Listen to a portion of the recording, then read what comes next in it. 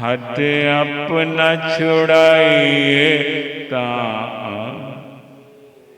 तू सब ते मेहरा करनाए सब नांदे दुखड़े हरनाए तू सब ते मेहरा करनाए सब नांदे दुखड़े सेवा विच अपनी लाते सही एक पल उकताइए तां आखी सेवा विच अपनी सही एक पल उकताइए तां दर्शन दा सुख सानू दे ते सही जे मुख परताइए तां मायूस किसे नो मोड़ी ना विश्वास किसे दा तोड़ी ना मायूस किसे नो मोड़ी ना विश्वास किसे दा तोड़ी चरना विच अपने थान देंदे किधरे फिर जाइए तां आखी चरना विच अपने थान देंदे किधरे फिर जाइए दर्शन दा सुख सानू दे ते सही जे मुख परताइए तां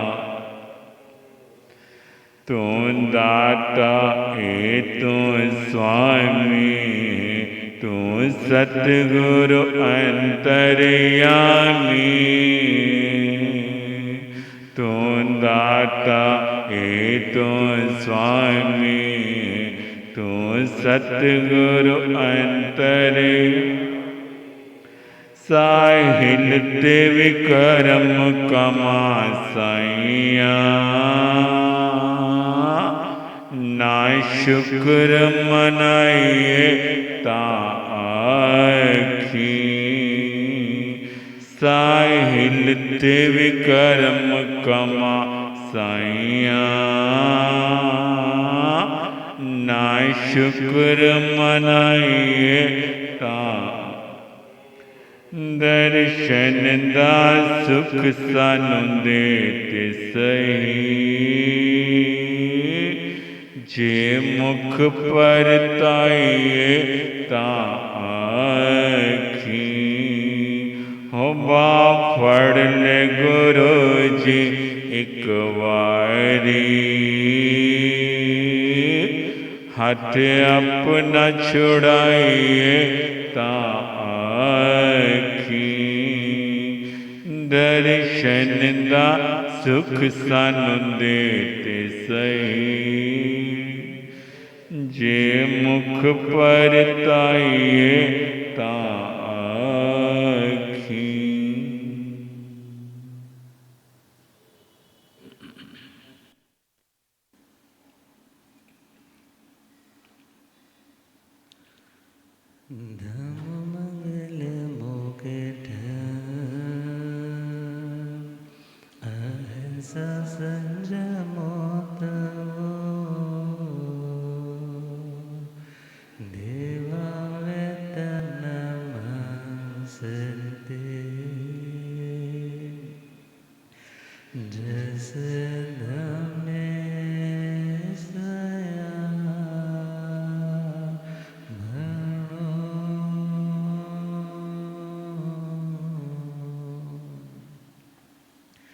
श्री महाप्रभु को वंदना श्री महाप्रभु को वंदना वंदना वंदना वंदना वंदना वंदना वंदना मुझको तारो प्रभु तारे जो चंदना मुझको तारो प्रभु तारे जो वंदना वंदना वंदना वंदना वंदना वंदना तेरे चरणों में दाता मेरा ध्यान हो तेरे चरणों में दाता झूठी दुनिया से दिल मेरा अनजान हो झूठी अनजान हो चाहे सुख में रहो चाहे दुख में रहो चाहे सुख में रहो चाहे समता टूटे नहीं है यही स्पंदना समता टूटे है यही वंदना वंदना वंदना वंदना वंदना वंदना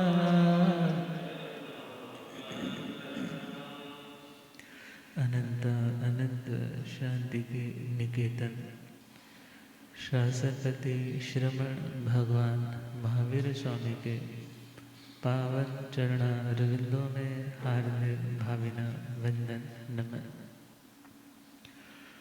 मेरे अंधेरे जीवन को रोशनी प्रदान करने वाले परम उपकारी आगम ज्ञान के भंडार आगम ज्ञाता आगम पुरुष जिन शास्त्ररतन हिमाचल केसरी उपाध्याय भगवंत श्रद्धे गुरुदेव श्री जितेंद्र मुनि जी महाराज साहब के पावन चरण कमलों में हार्दिक भावना वंदन नमन।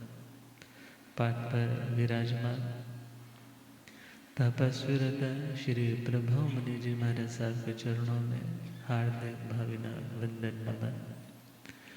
धर्म सभा में उपस्थित धर्मानुरागियों सुशीलवती माताओं एवं बहनों असीम पुण्योदय से भाग्योदय से आप सबको संतों का समागम और वीतरागवाणी श्रवण करने का सुअवसर प्राप्त हो रहा है। श्रवण कर रहे हैं श्री महावीर स्तुति। भगवान महावीर स्वामी कैसे थे, उनके मंगलमय व्यक्तित्व को अलग अलग एस्पेक्ट से अलग अलग एंगल से अलग अलग दृष्टिकोण से भगवान को ओवरऑल समझाने का प्रयास किया जा रहा है। आर्य श्री सुधर्मा स्वामी जी महाराज कल तक फरमाया था कि भगवान महावीर स्वामी जिनका मंगलमय दिव्य घोष मानो बादलों की भांति गर्जना हो, भगवान जोर लगा कर के नहीं बोल रहे, भगवान गुस्से में नहीं बोल रहे, बल्कि तीर्थंकरों का स्वाभाविक अतिशय है जब वे समवसरण में देशना देते हैं तो उनकी वाणी 1 योजन तक फैल जाती है। क्योंकि ऊंचा बोलना और क्रोध से बोलना ये दोनों अलग अलग बातें हैं। क्योंकि क्रोध में बोलने वाला व्यक्ति भले ऊंचा बोलता है, मगर उस व्यक्ति की मिठास, उस व्यक्ति का प्रभाव सामने वाले पर अच्छा नहीं पड़ता। और यदि व्यक्ति जोर से बोल रहा है मगर भीतर प्रेम है, भीतर करुणा है, तो उस व्यक्ति की बात का सामने वाले पर भरपूर असर होता है। और चंद्रमा की तरह जैसे तारा गण के मध्य में चंद्रमा अपने सौभाग्य के कारण, अपने पुण्य के कारण महानुभावे सबसे रिद्धिशाली कहलाता है, ऐसे ही भगवान की आध्यात्मिक रिद्धि सभी संतों से, सभी चक्रवर्तियों से, सभी इंद्रों से अपूर्व है, अद्वितीय है, इनएफेबल है, जिसे शब्दों में बांधा नहीं जा सकता। और गंधे सुवा चंदन माहु सेठम, भगवान का मंगल में जीवन सुगंधित है, अर्थात उनके गुणों की सौरभ, उनके गुणों की सुगंध अपने पास आने वाले या दूर रहने वालों तक भी पहुंच जाती और उनकी जिंदगी में भी बदलाव आता। वे लोग भी कषायों से मुक्त होने का अभ्यास करते। और अक्सर एक लाइन हम सुनते हैं कि चंदन पे सांप लिपटे रहते हैं। चंदन पे क्यों लिपटे रहते हैं? क्योंकि अब चंदन तो शीतल प्रकृति वाला है, पहला पॉइंट। दूसरा, उसकी सुगंध बहुत अच्छी है। अब जो सांप है उसके पास जहर के अलावा कोई उत्तम चीज मणि हो सकती है वो किसी किसी पे, मगर जिसके पास जहर ज़्यादा है, अब उस जहर के कारण वो व्यक्ति खुद परेशान रहता है, खुद अंदर से बेचैन रहता है और किसी के अस्तित्व को स्वीकार नहीं कर पाता। और जब स्वीकार नहीं कर पाता तो फुंकारता भी है, डंक भी लगाता है, मगर खुद को रिलैक्स करने के लिए, शांत करने के लिए, क्योंकि कूलिंग प्रॉपर्टी से उस चंदन की फ्रेग्रेंस में और उसी के साथ साथ वहाँ जा कर के उसके भी कलेजे को क्या पड़ जाती है? ठंड पड़ जाती है। इसी प्रकार देखे जो दुनिया से आहत है, जिनके अंदर अभी मानो नाग माया को भी बोल देते हैं, बोलते हैं ना माया की नागिन। अब जो दुनिया के लोग दुनिया की वासनाओं से रचे पचे हैं, 4 कषायों के काले नाग जिनके अंदर फुंकार रहे हैं, मगर जब भगवान के श्री चरण युगल को वो थाम लेते हैं तो उनकी तपश भी शांत होने लग जाती, उन्हें भी ठंडक मिलने लग जाती है। और कहा जाता है जो रहीम उत्तम प्रकृति का कर सकत कुसंग, चंदन विश्व व्यापे नहीं लिपटे रहत भुजंग। रहीम खान जी ने लिखा है कि यदि कोई व्यक्ति उत्तम प्रकृति का है, वास्तव में अच्छा है, तो बुरे लोग उसका कुछ भी बिगाड़ नहीं सकते। जैसे चंदन का वृक्ष है, अब उसके ऊपर कितने सारे सांप लिपटे रहते हैं, मगर उन सर्पों का जहर उस वृक्ष के ऊपर कोई असर। ऐसे ही भगवान की जिंदगी में बुरे लोगों की बुराई एंटर नहीं करती। अक्सर क्या होता है, हम जैसे माहौल में जाते हैं वैसे ढलने लग जाते हैं। हम व्यक्ति के व्यक्तित्व से भी प्रभावित होते, हम वातावरण से भी प्रभावित होते, मगर जो उत्तम आत्माएं हैं वो अपने स्वभाव में ही रहती है।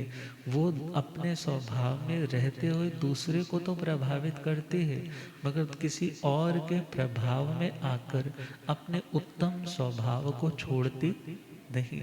तो भगवान का मंगलमय जीवन मुनियों के मध्य में जो अपडिन्न माहु अर्थात अप्रतिज्ञ थे, ऐसी कोई भी प्रतिज्ञा, ऐसा कोई भी निदान वो नहीं करते थे, क्योंकि उन्होंने देख रखा है ना विश्व भूति के भव में निदान किया था।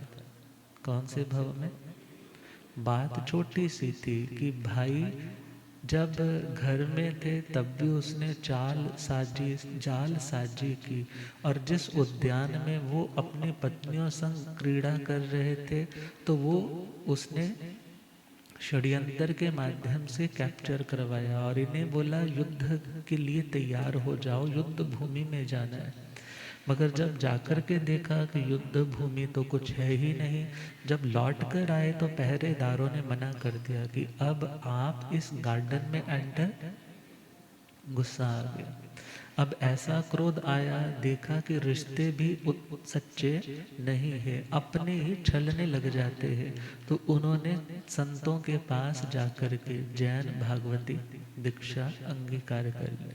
क्योंकि कई लोग रोषा प्रव्रज्जा भी लेते हैं, रोष में आकर के साधु बन जाते हैं।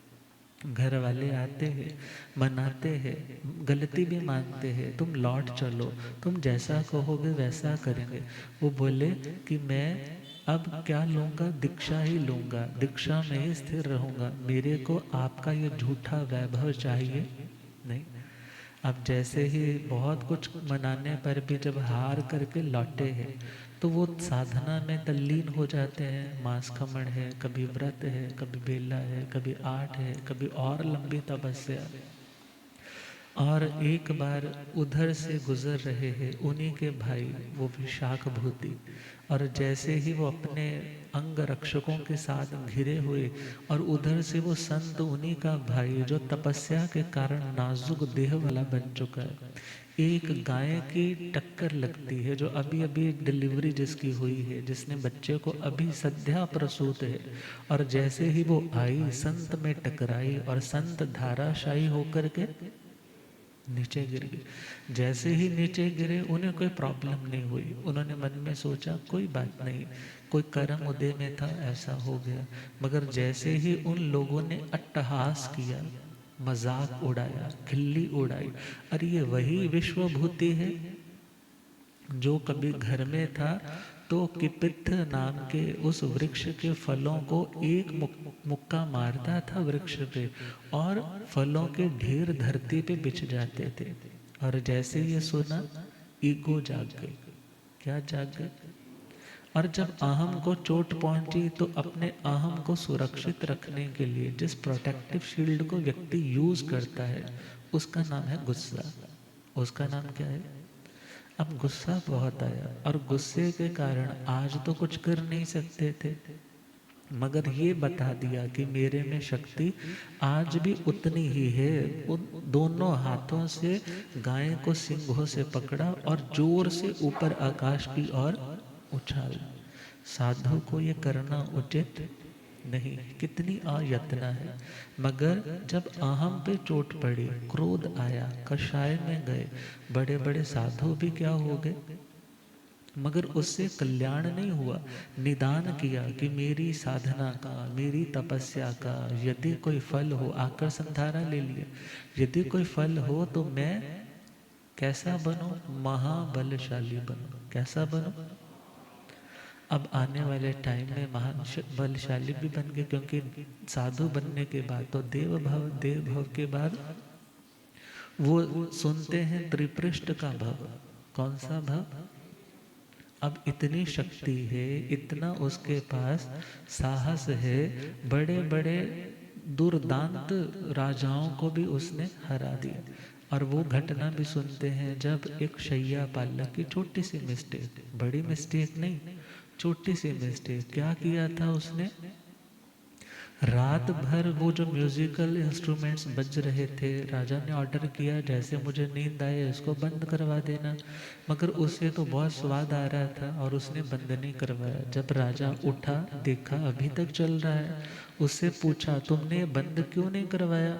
बोला महाराज इन कानों को बहुत अच्छा लग रहा था, कानों को बहुत। अब गुस्सा आ गया कि मेरे को इसने कुछ समझा नहीं, इसने अपने कानों की तो सुनी मगर मेरी सुनी। अब ये भी तो एक ईगो फैक्टर है ना। अब उसकी इस गलती पे इतना क्रूर दंड पिघलता हुआ मेल्टिंग स्टेज वाला उबलता खौलता हुआ वो शीशा, लड नाम की धातु, उसके कानों में वो छटपटाता है, हाथ जोड़ता है, चरणों में पड़ता है, चिल्लाता है, छोड़ दो, आगे से नहीं होगा, मगर उसकी एक भी सुनी नहीं जाती। और कानों में वो शीशा डाला, तड़पते तड़पते हुए काल किया। और वो टाइम भी आया जब भगवान की साधना काल का अंतिम समय चल रहा है। और अंतिम समय में कौन सा उपसर्ग आया? बोलो। जो गवाले ने क्या डाले थे कानों में? कीले डाले। अब जब कानों में कीले डाली है और बाहर से उसने तोड़ दी, चला गया, और उधर जैसे प्रभु गोचरी पर गए हैं और उस खरक वैद्य का नाम आता है, उसने जब देखा है सारा कुछ, कहने लगा इनके अंदर एक शूल है, अंतः शूल है, बहुत भयंकर वेदना में है। जब उनके उपचार के लिए सबने प्लान किया, साधन जुटाए, और जैसे ही भगवान को पूरी प्रॉपर थेरेपी दे करके कानों से वो निकाले है, और भयंकर चीत्कार भगवान के मुख से निकले। वो सारे का सारा उद्यान गुंजायमान हो जाता है। मगर जैसे ही वो निकली है, खून की धाराएं कान से बहने लग पड़ी। मगर भगवान जानते हैं मेरा कर्म मैंने बांधा, और आज मुझे भोगना पड़ रहा है। भोगे बिना आत्मा का छुटकारा नहीं होगा। और ऐसा सोच करके भगवान ने विचार किया, अब के बाद मुझे कोई ऐसी प्रतिज्ञा नहीं करनी कि जो मेरे भव भ्रमण का कारण बने। शिक्षा मिल चुकी है ना कि कभी प्रतिज्ञा की थी, कभी वो निदान किया था, मेरी करनी का फल हो तो मैं महाबलशाली बनूं। बलशाली तो बन गए, मगर अपनी शक्ति का सदुपयोग करना नहीं आया। जब शक्ति का सदुपयोग करना नहीं आया तो आने वाले टाइम में कानों में कीले ठोकी गई। और वो समय भी आया जब भगवान ने दुनिया के लोगों को सही राह पर डालने के लिए क्या कहा, यदि तुम तरना चाहते हो तो तुम्हें ऐसी कोई प्रतिज्ञा नहीं करनी जो वैर को बढ़ाने वाली हो, जो भव भ्रमण को बढ़ाने वाली हो, अदरवाइज तुम्हारा कल्याण कभी भी हो नहीं पाएगा। तो भगवान अपडिन्न माहु अर्थात अप्रतिज्ञ थे। ऐसी कोई प्रतिज्ञा नहीं जिससे कषायों की वृद्धि हो, जिससे अपने अहम की संतुष्टि या पुष्टि हो, बल्कि आत्म कल्याण के लिए उनका हर कदम आगे बढ़ता था। वीर प्रभु भगवान को कैसे जाने, वीर प्रभु उन जैसा बनने के मन में बिठाने हो। वीर प्रभु भगवान को कैसे उन जैसा बनने के मन में। आर्य सुधर मांझे से पूछे श्री जम्बो, आर्य सुधर मांझे से पूछे कृपा करो सोरो प्रभु का जाने। वीर प्रभु भगवान उन जैसा बनने। सर्वश्रेष्ठ जो स्वयं भूरमण सागर कहलाता, नाग कुमारों में धरणेंद्र सर्वोत्तम आता। सर्वश्रेष्ठ जो स्वयं भूरमण सागर कहला, नाग कुमारों में धरणेंद्र सर्वोत्तम आता। इक्षुरस सा मीठा पानी सागर वो महान, उग्र तपस्वी मुनियों में त्यो वीर प्रभु भगवान। आत्म विजेता घोर तप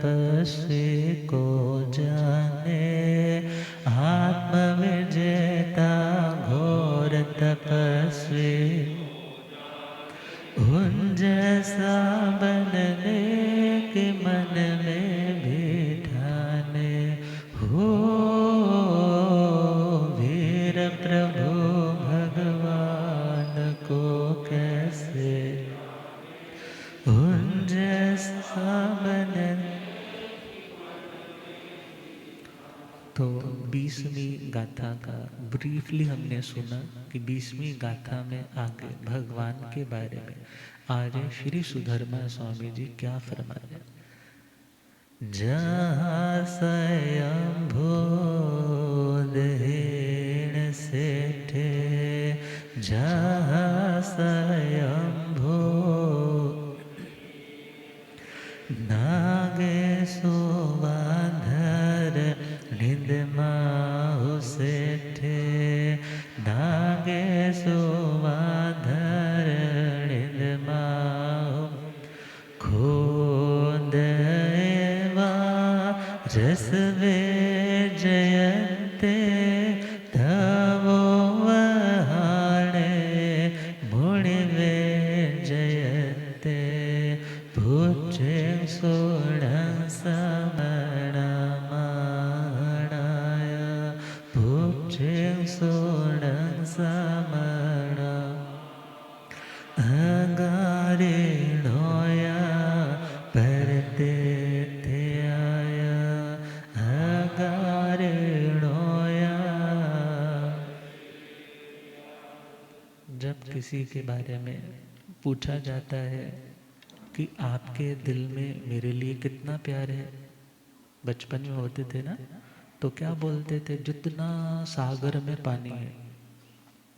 अब भगवान के हृदय में क्या कुछ है, भगवान की आत्मा में क्या कुछ है, तो समझा रहे हैं जया जहाँ स्वयंभू उदहीन सेठे।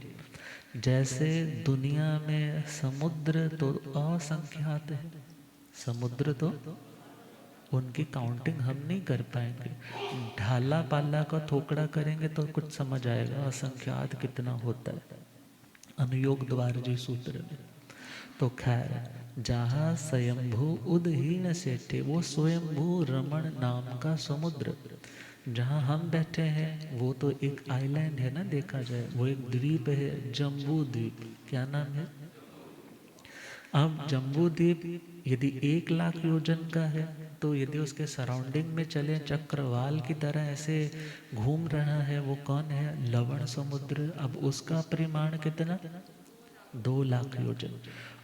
अर्थात यदि एक द्वीप है अगला समुद्र है, ऐसे द्वीप है और समुद्र, और डबल डबल होता रहेगा।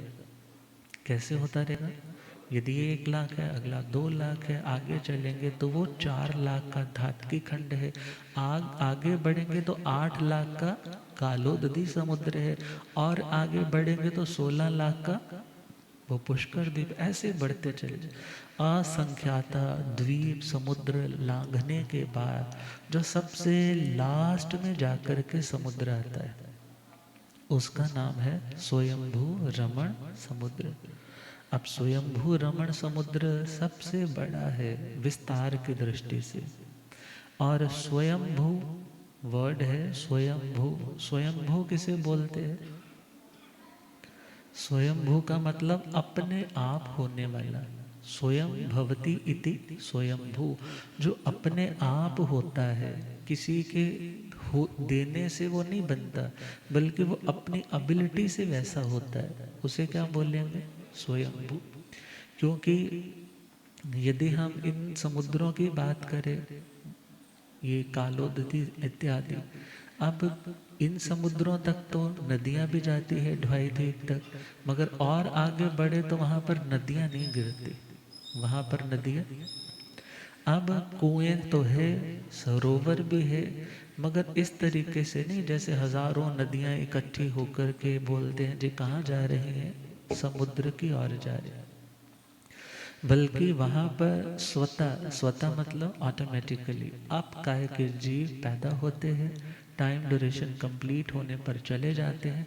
उन्हीं के देहों को अगले अपकाय के जिन्होंने बनना है वो शरीर के रूप में ग्रहण इत्यादि उसको परिणित कर लेते। अर्थात जो कभी खत्म होने वाला नहीं, जिसका पानी कभी खत्म होगा नहीं। स्वयं भवती अर्थात किसी नदी नाले के सहयोग से वो समुद्र नहीं बना, बल्कि अपने आप। कैसे बना? और रमण का मतलब है जो अपने आप में ही मस्त रहता है, जो अपने आप में। समुद्रों को तो वैसे ही देखते हैं ना, चल रहे हैं, बह रहे हैं, पता नहीं कभी आते हैं हाई टाइड्स आती हैं, कभी लो टाइड्स आती हैं, कभी लौटते हैं, कभी फिर रिवर्स चले जाते हैं। अर्थात उसकी दुनिया भी क्या है? अपनी ही। जैसे वो अपने आप में मस्त रहते हैं, उन्हें किसी के आने का कोई हर्ष नहीं, किसी के जाने का कोई शौक। तो कहा भगवान महावीर स्वामी भी स्वयंभू रमण समुद्र की भांति सेठे। सेठे मतलब श्रेष्ठ थे। अब वर्ड आता ना सेठ, बॉम्बे में चले जाओ तो गणपति जी के लिए वो क्या बोलते हैं? ये सेठ है। अब सेठ किसे बोलते हैं? जो श्रेष्ठ होता है। सेठ किसे बोलते हैं? जो श्रेष्ठ है, जो उत्तम है, वही वास्तव में सेठ है। और जो श्रेष्ठ नहीं है, उत्तम नहीं है, उत्तम काम नहीं करता, उत्तम आचरण नहीं पालता, वो नाम की दृष्टि से सेठ हो सकता है, मगर भाव की दृष्टि से सेठ सेठ नहीं। अब सेठ का मतलब वो भी नहीं बड़ा ही बड़ी सी तोंद हो उसी को सेठ बोलेंगे। अब सेठ तो वो है जो श्रेष्ठ काम करे। सेठ कौन है? जो अपने से छोटे लोगों की अपब्रिंगिंग के लिए, अपलिफ्टिंग के लिए सहयोगी बने, उसे क्या बोलेंगे? श्रेष्ठ काम करने वाला सेठ है। और कहा जैसे वो उदहीन सेठ है, मीन्स उदधि बोलते हैं पानी को। उदक किसको बोलते हैं? चैप्टर आया था ना ज्ञाता धर्म कथांजलि में, उदक ज्ञात। अब उदक का मतलब पानी, और धी का मतलब है डू धाय धारणीय धातु है, कि धारण करने अर्थ में, धारण पोषण है। अर्थात पानी को जिसने धारण कर रखा है उसे क्या बोला? उदधि। और वैसे ये समुद्र के लिए प्रचलित शब्द है कि जैसे स्वयंभू रमण नाम का समुद्र दुनिया में सेठों की तरह बहुत बड़ा है। सेठों के पास कितनी प्रॉपर्टी होती है? बोलते हैं एक बंगला वहाँ है, एक बंगला वो वहाँ, इतना कैश पड़ा हुआ है। अर्थात जैसे वो स्वयंभू रमण अपने आप में श्रेष्ठ है, उत्तम है, और वो समुद्र सबसे बड़ा है, ऐसे ही भगवान दुनिया के सबसे बड़े उत्तम श्रेष्ठ सेठ थे। कैसे सेठ थे?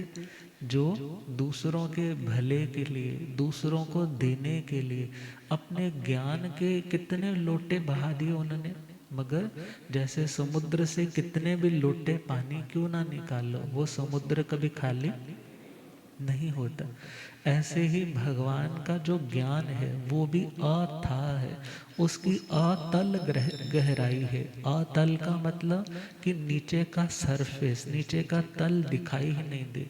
आपने क्वेश्चन किया तो अलग अलग एस्पेक्ट से उसका आंसर कर दिया, सप्तभंगी नय से उसका आंसर कर दिया। जब वो उत्तर सामने वाला सुनता है तो सोचता है कहाँ से बोल रहे हैं, इतना कुछ जो हमें दिखाई नहीं दे रहा, भगवान उसे भी दिखने वाले हैं।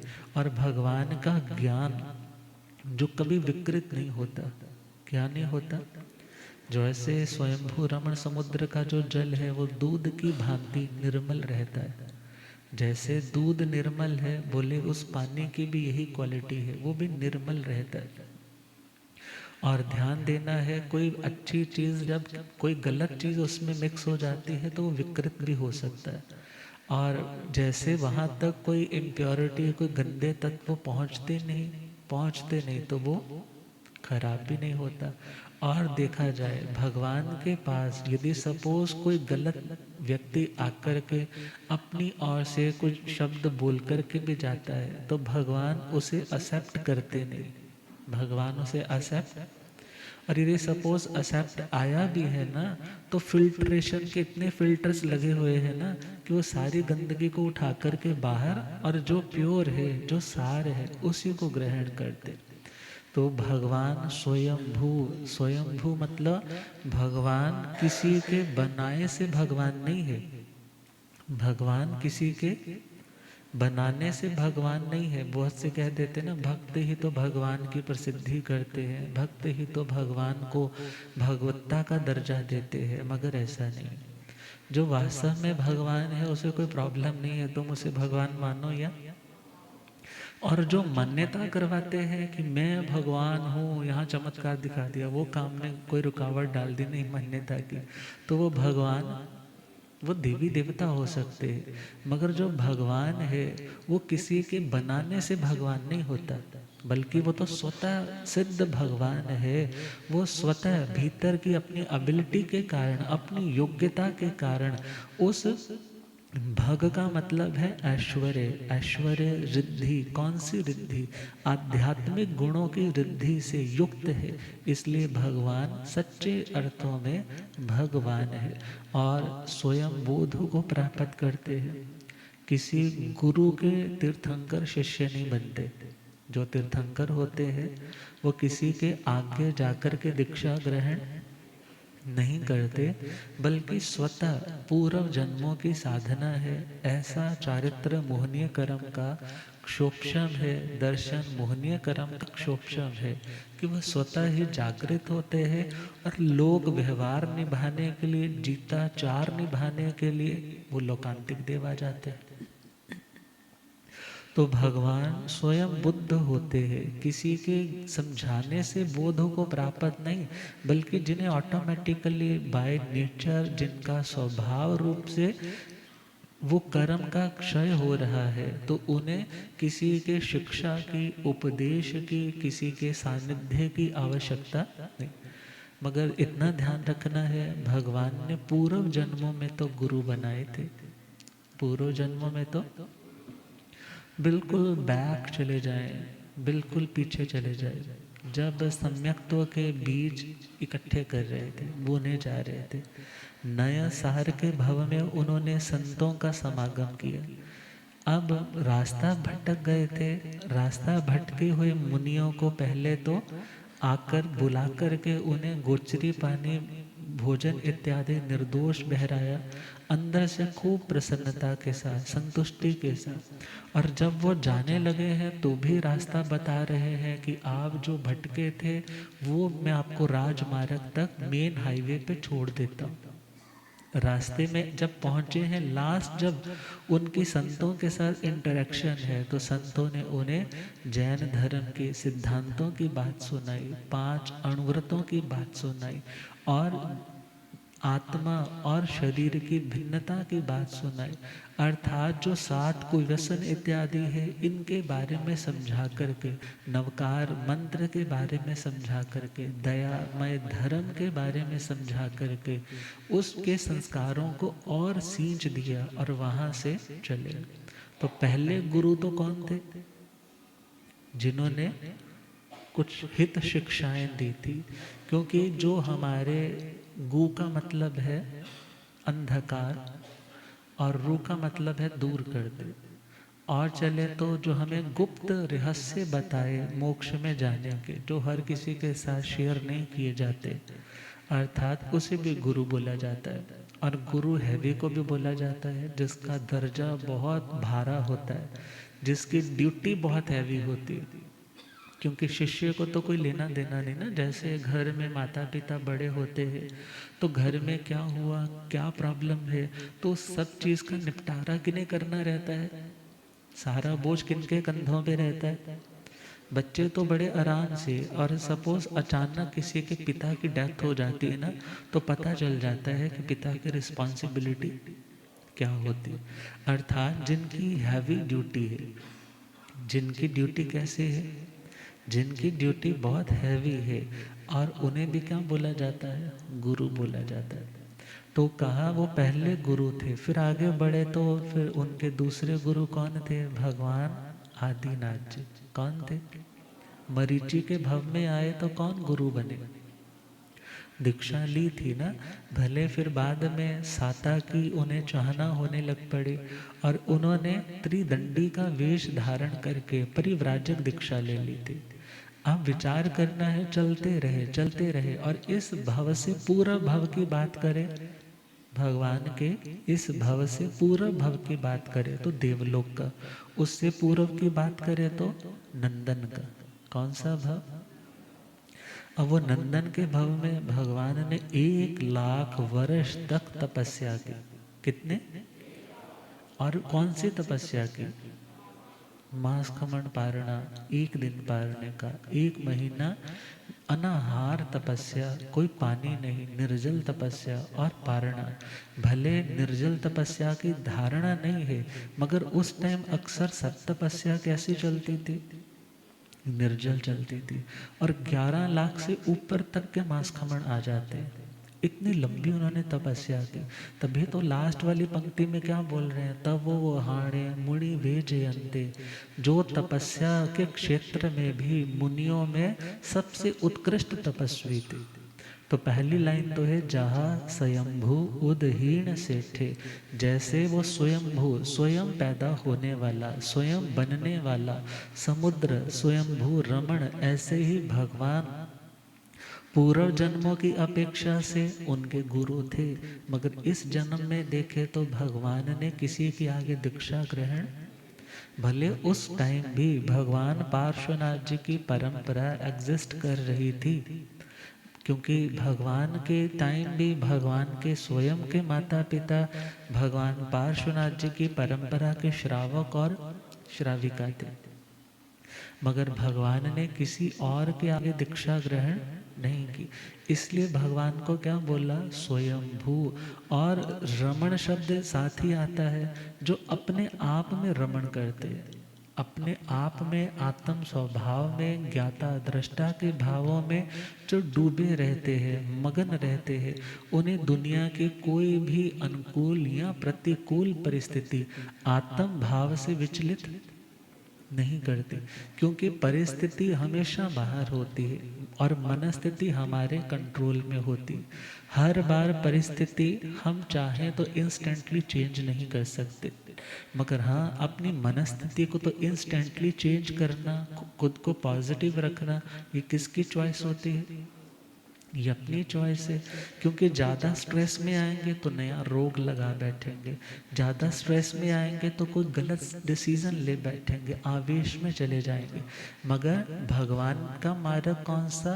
आत्म रमण का, स्वयं में मगन रहना, अपने काम से काम रखने का। दुनिया में क्या हो रहा है जानते सब कुछ थे, मगर उन्हें किसी के किसी भी कार्य को देख करके ना तो राग आता था और ना द्वेष आता था। तो क्या लिखा? स्वयं बोध जो पाए हर पल आत्म रमण करे, कभी न सूखे ज्ञान की राशि दुनिया नमन करे। स्वयं बोध जो पाए हर पल आत्म रमण करे, कभी न सूखे ज्ञान की राशि दुनिया नमन। दूध सा निर्मल निर्विकार प्रभु का जीवन न्यारा, सब जीवों को जीने दो प्रभु वीर कथा नारा। दूध सा निर्मल निर्विकार प्रभु का जीवन न्यारा, सब जीवों को जीने दो प्रभु वीर कथा। रत्नों के रत्नाकर को जो पहचाने, रत्नों के रत्नाकर को जो उन जैसा बनने के मन में भी ठाने, हो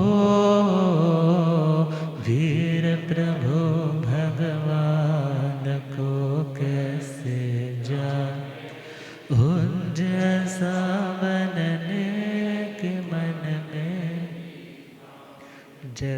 समुद्र रत्नों का खजाना होता है। रतन जो बेशकीमती, बहुत प्रीशियस कहलाते हैं।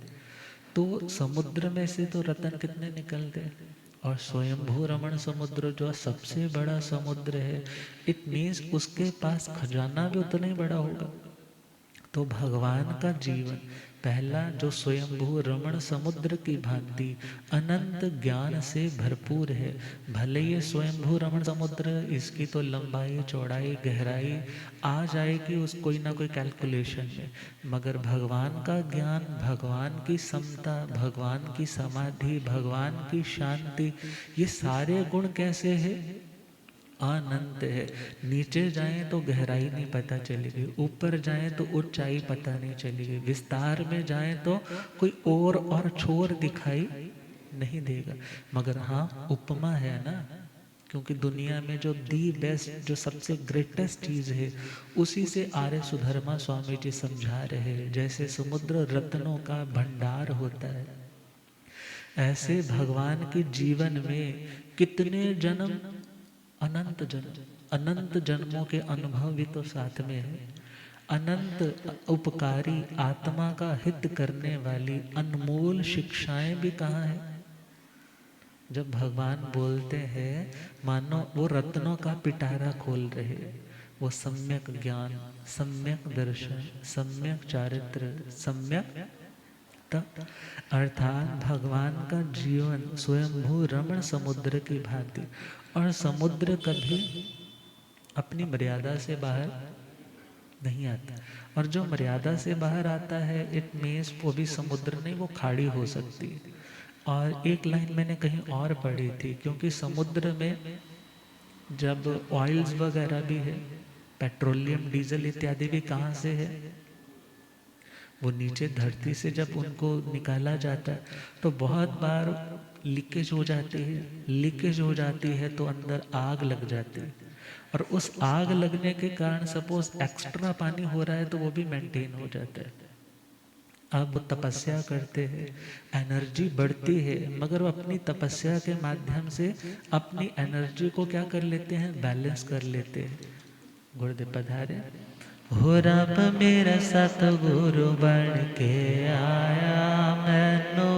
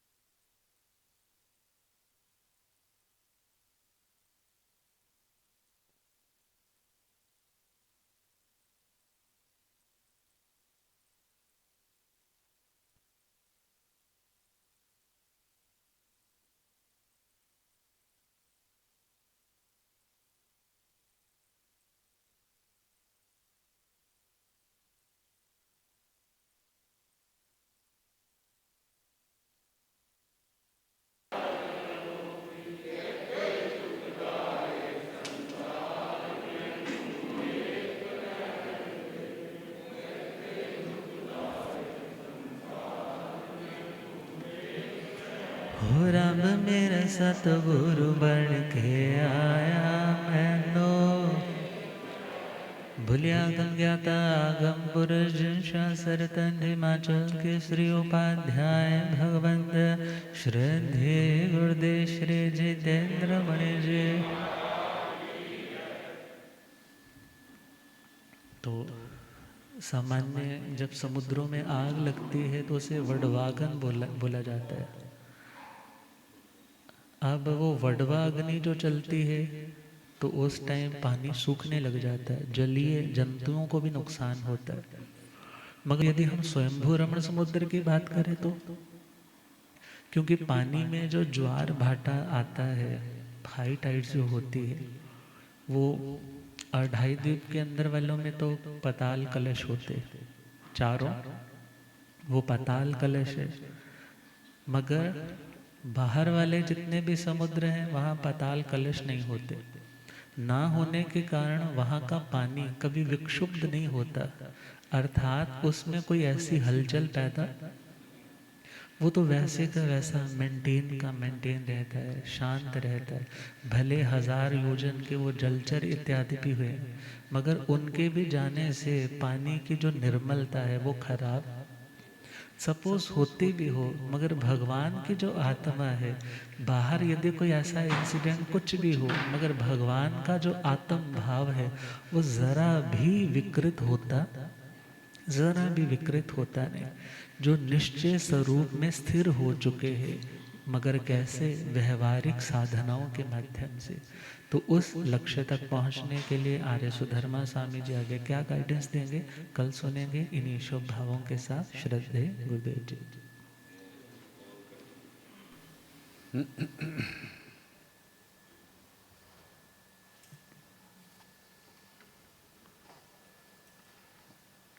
जीर्ण वैण अनुरता जीर्ण वयण जीर्ण करंती भावेण अमला असंकलिता ते हुंति परित संसारी। बोलिए भगवान महावीर पावन चरित गुरुदेव जी बंधु मन वच आए। भाव सागर को तरण में करो हमारी सहाय। जिन शासन जिन वाणी सदा जयवंत हो। श्रवण संग सदा अविचल मंगल हो।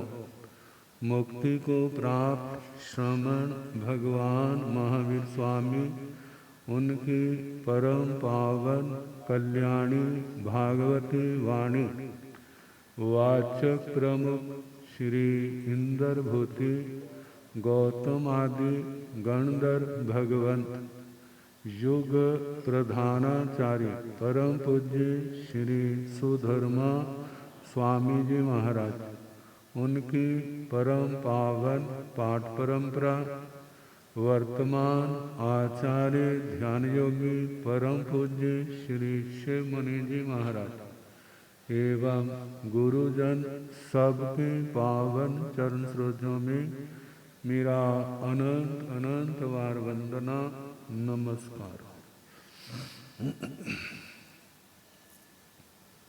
उपस्थित धर्म प्रेमी सज्जनों, माताओं तथा बहनों, नौ तत्व जीव अजीव पुण्य पाप आश्रव संबर निर्जरा बंध मोक्ष। संबर तत्व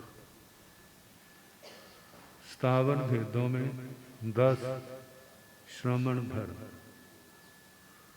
10 वीहे समण धम्मे पणते तन जहा खंति मुत्ति अज्जवे मध्यवे लाघवे सच्चे संजमे तवे चियाय बम्ब चेर वासे।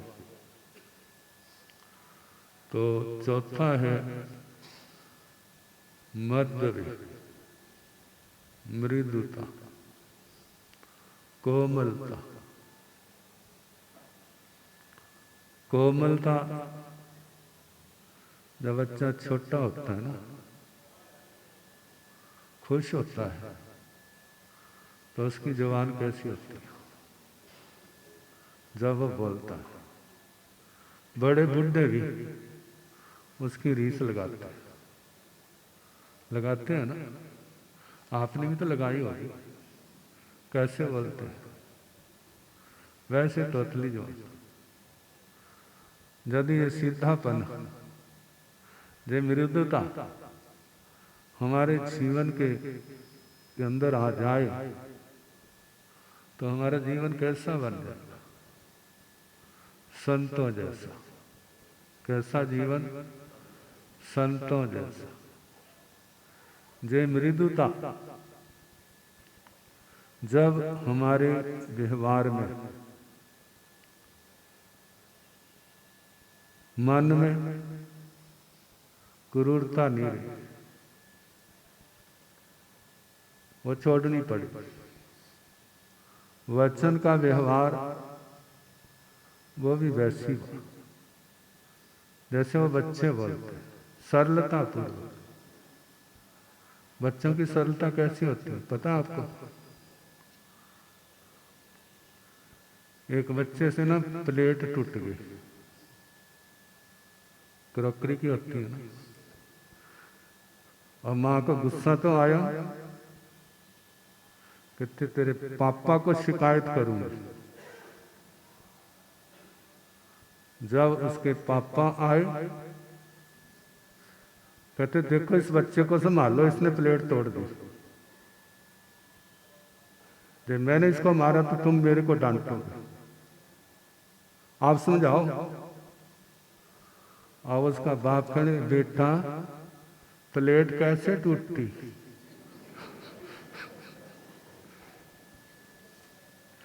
प्लेट कैसे टूटती? बच्चा अबोध अंदर गया, दूसरी प्लेट उठाई, ऐसे करके छोड़ दी, कहते देख लो कैसे टूटती। बेचारे दोनों का गुस्सा क्या हो गया? बच्चा करता है तो उसका गुस्सा नहीं आता, बच्चा सिर पर भी चढ़ जाता है तो भी गुस्सा नहीं आता। तो यदि हम ऐसे बच्चे बन जाएं तो सबको ही प्यारे लगेंगे। जब तक ये बचपना नहीं आता तब तक असमाधि।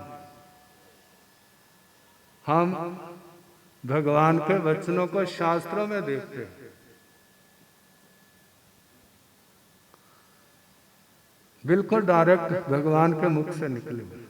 वैसे तो उच्चारण नहीं कर सकता क्योंकि वो भगवान थे, अनंत मृदुता के धनी थे, अनंत गुणों के मालिक थे। जब गौशाले ने आनंद स्थगित के माध्यम से धमकी दी, आज के बाद मेरे बारे में बोला ना तो मैं उसी की तरह खत्म कर दूंगा, जैसे उस नाग ने उन व्यापारियों को अपने तेज से जहर से खत्म कर दिया। जब ये सारी बात आनंद स्थविर जी ने भगवान को सुनाई, कहने लगे भगवान क्या उसके अंदर ऐसी क्षमता है?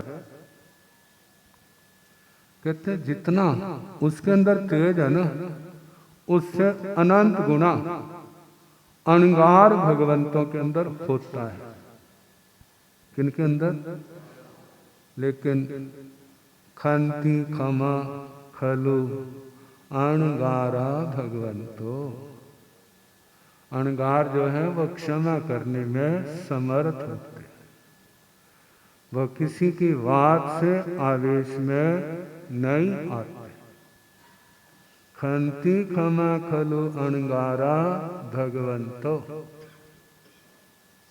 जितना अणगारों में तप तेज होता है तेजोलेशिया का, उससे अनंत गुणा स्थविरों में होता है। लेकिन वो भी खंती खमा खलु थेरा भगवंतो, वो भी क्षमा करने में समर्थ होते।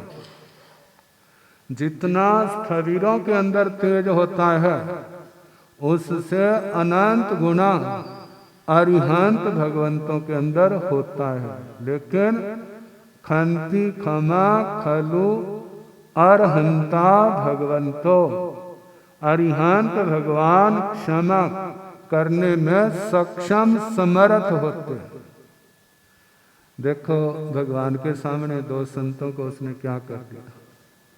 इतना ही कहा था, भले आदमी जिनसे तैने इतना कुछ सीखा उनके प्रति कैसी भाषा बोल रहा है, ऐसा नहीं बोलना चाहिए।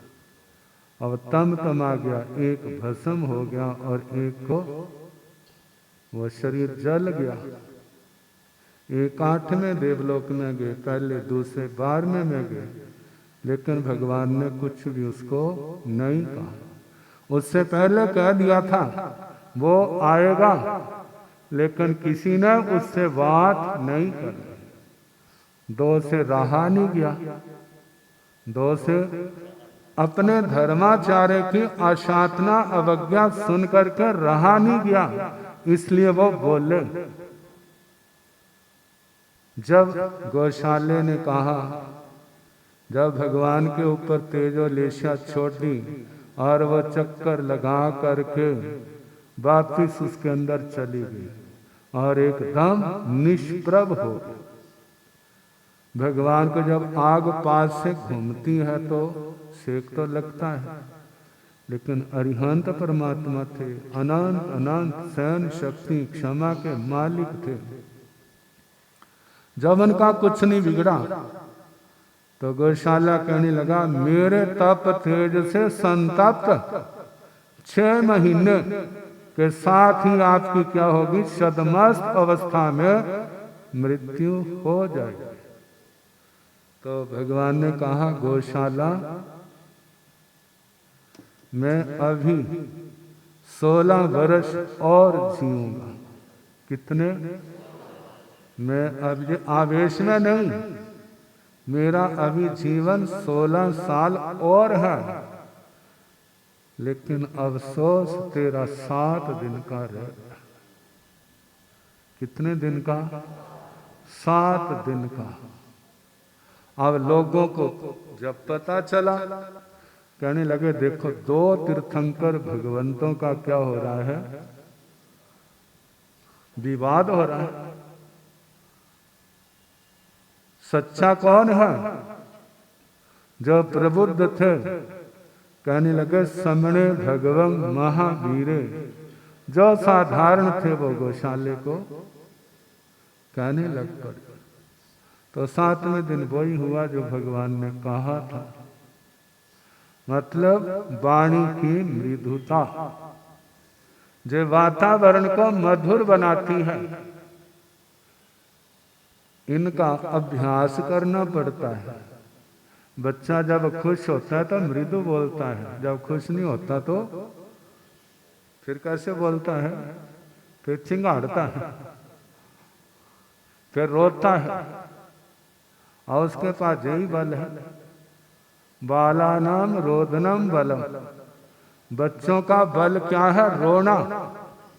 आखिर कितना भी कोई कठोर हृदय क्यों ना हो, जब बच्चा रोता चुप नहीं होता है तो कहते भाई इसकी इच्छा पूरी कर दो, देखा जाए। जब इच्छा पूरी हो जाती तो खुश हो जाता। तो बात चली है मृदुता। हमारे जीवन के व्यवहार में मृदुता जीते जी स्वर्ग का कारण है। मरने के बाद तो स्वर्ग मिलता है अच्छे लोगों को, लेकिन जे व्यवहार हमारे जीवन को जीते जी स्वर्ग का नक्शा हमारे सामने रख देते हैं। कहते हैं लड़ाई झगड़े देवलोकों में नहीं होते, ऐसा नहीं है, वहां पर भी बहुत कुछ होता है, लेकिन वो हमारे सामने नहीं है ना। हमारे सामने तो हमारा परिवार, हमारा समाज, हमारा राष्ट्र है जो हमारे सामने आता है। कितने लोग कहते हैं वो देश बड़ा अच्छा है, वो देश बड़ा अच्छा है, वो देश बड़ा अच्छा है, हमारा देश अच्छा नहीं है। लेकिन कहने वाला कह देता है जिस समय वहां पर पिटाई होती है ना, कहते हैं अपने देश को चलो। जब वहां का वातावरण दूषित हो जाता है फिर अपना देश याद करते हैं। अपना देश अच्छा नहीं तो फिर वापसी को क्यों सोचा जा रहा है? फिर अपना घर याद आता है। तो कहा जाता है जो मध्य, चाहे जो गुण साधु साध्वी में हो, चाहे गुण श्रावक श्राविका में हो, चाहे संसारी जीव किसी में हो, इस व्यवहार के कारण वो प्रशंसा पाता है, सम्मान पाता है, अपना जीवन भी सुखी है, और जहां जाता है वो भी क्या होते हैं?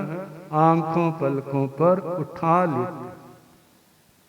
तो इसलिए भगवान ने चौथा श्रमण धर्म कहा, मध्य आवेश में नहीं आना। जब आवेश में आते हैं तो सबसे पहले व्यवहार हमारी जुबान के ऊपर पड़ता है, हमारे मन के ऊपर पड़ता है, हमारी आत्मा के ऊपर पड़ता है, हमारे शरीर के क्रियाकलापों के ऊपर पड़ता है। और उसका परिणाम क्या होता है? उसका परिणाम और तो बाद में होगा, लेकिन ये पता चल जाता है इस व्यक्ति की कीमत कितनी, इस व्यक्ति का आचार कैसा है, जो अंदर से कैसा है। कितने व्यक्ति अच्छे होते हैं लेकिन परिस्थिति का सामना नहीं कर सकते, इसलिए अपने स्वरूप को भूल जाते हैं। हमारा जीवन साधना का है, आपका जीवन साधना का है, सिद्ध का नहीं है। हम पूर्ण नहीं हैं, अपूर्ण हैं। पूर्ण कौन होते हैं? जो आठों कर्मों से मुक्त है। हमारे जीवन में गलती होती है तो उसका सुधार किया जाए, फिर गलती होती है तो उसका सुधार किया जाए। हर समय हमारा ध्यान अपनी गलती के सुधार की ओर होना चाहिए। कहते हैं दूसरे के प्रति लिहाज करो, लेकिन